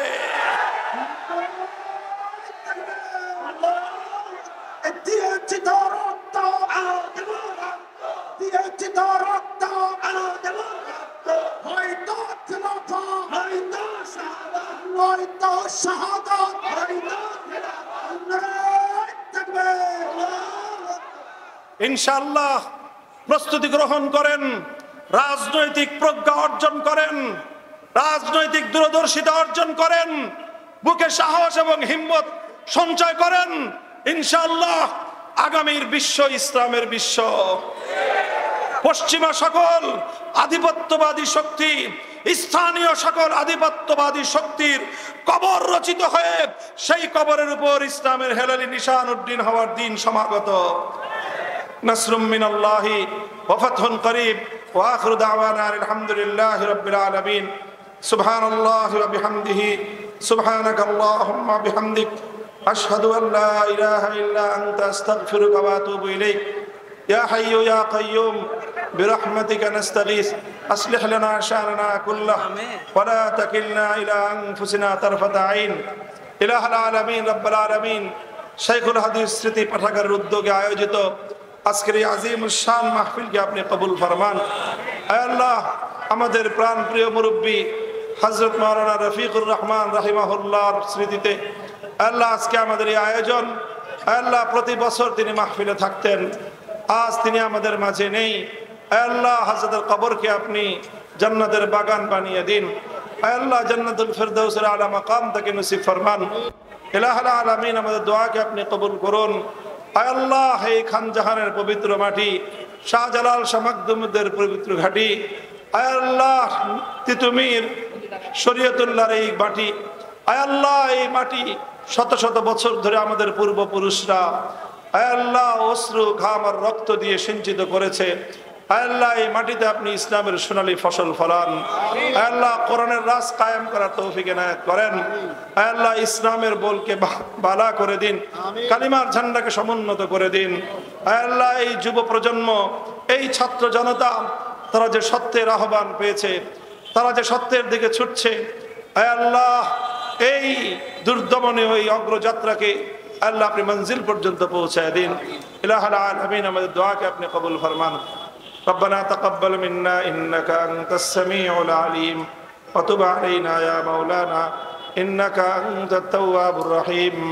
سبحان ربك رب العزة عما يصفون وسلام على المرسلين والحمد لله رب العالمين.